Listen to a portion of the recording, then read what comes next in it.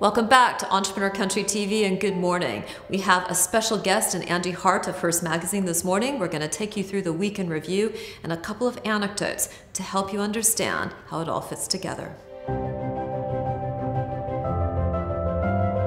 So when was the last time that you were in a black cab?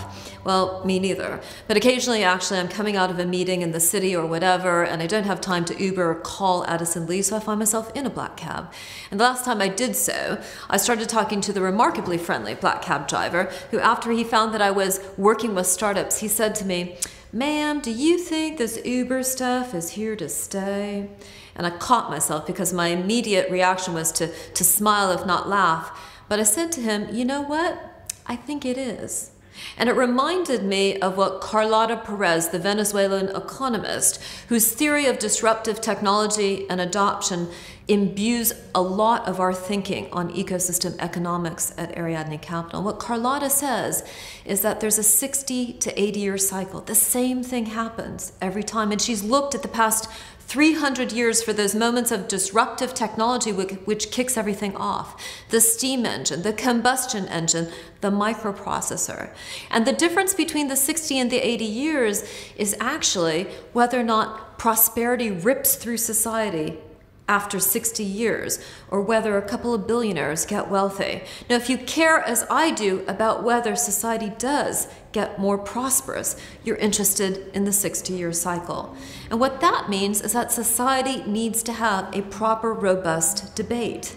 It does actually matter whether or not the black cab driver understands that this Uber stuff is here to stay, whether or not he or she feels empowered by digital technology and the changes to his personal business model and the options available to him in society, whether or not he feels that he can be an economic actor, or he feels that actually society is run by a series of mechanisms which are beyond his control. That's what we're doing here with Entrepreneur Country. We're leading that debate, not just for the venture capitalists of us, not just for the technology entrepreneurs or the people running corporations. We're actually having a debate with everybody, including that black cab driver, that needs to understand not only is that Uber stuff here to stay, but it's actually good and it's actually driving prosperity. We have a special guest for you this morning. His name is Andy Hart. He is the Chief Revenue Officer of Hearst Magazine. I've known Andy for nearly 20 years, all the way back to Sunday Business, and through many media and technology businesses since then. Last week, you heard Sherry Roberts, the founder and CEO of The Longest Day, talking about shoppable content, talking about publishers who are looking for an opportunity to retail some of their content. Hearst is a perfect example of a very successful publishing company which is exploring new ways to monetize their content. I work in Hearst Magazines International, so that means I have responsibility for all revenues, excluding subscription revenues, across the globe, excluding the United States.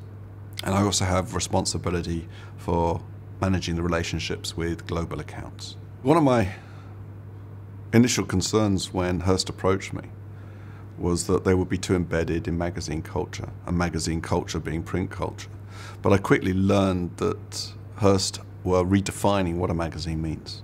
What Hearst has realized when it comes to digital platforms, that all content is created equally if you have very clear editorial standards. And we're seeing amazing results, for example, on social media, where we run an article that could be editorial, could be commercial, branded content, pseudo-native, that's wrapped in a brand like Elle or Esquire or Cosmo. We get up to 50 times more engagement than when the site itself, whether that's a Facebook or a Snapchat, produces content. And that's a big shift. I mean, there's always been advertorials in magazines, but this is saying that actually we believe that commercially driven content is as powerful and credible as editorial content. But our strategy doesn't just stop at magazine production, doesn't just stop at magazine 3.0 distribution.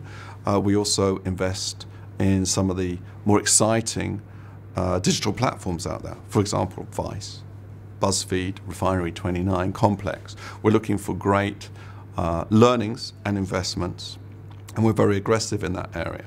And we also have a ventures arm, which is in it for the money, that will invest in many smaller and faster moving and earlier stage ventures.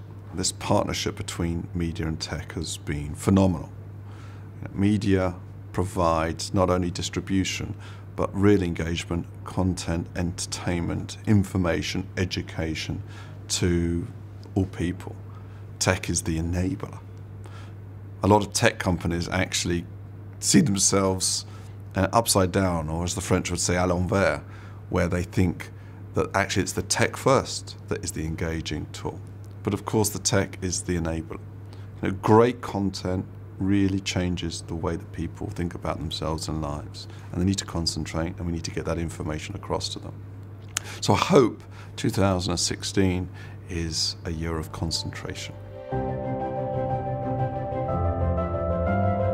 In almost any situation, you have an opportunity to see glass half full, glass half empty, to see the opportunities or to focus merely on the problems. We can say that Europe has no growth story, or we can say that, wow, a lot of new venture capital firms have been founded recently. Isn't that great? Well, I happen to see that what happens in the boardrooms of corporate Europe and the venture capital and startup communities are really just opposite sides of the same problem.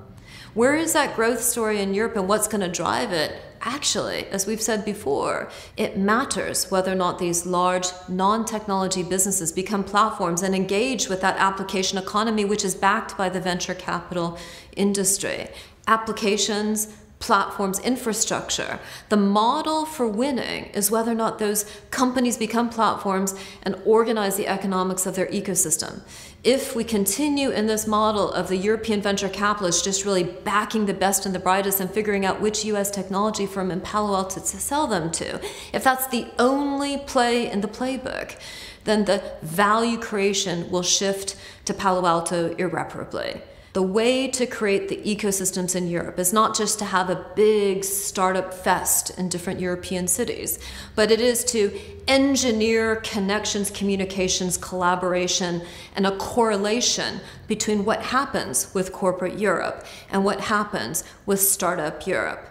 That's why Ariadne Capital has addressed that opportunity with our Ecosystem Economics Fund 1. It's a £150 million fund with disruptive economics, which you know we like if you've been paying attention. We're charging only a 1% management fee instead of 2%. We're giving limited partners in our fund a 3x free co-investment, which means for every pound you put in, you get 3 extra pounds to invest with no fees attached.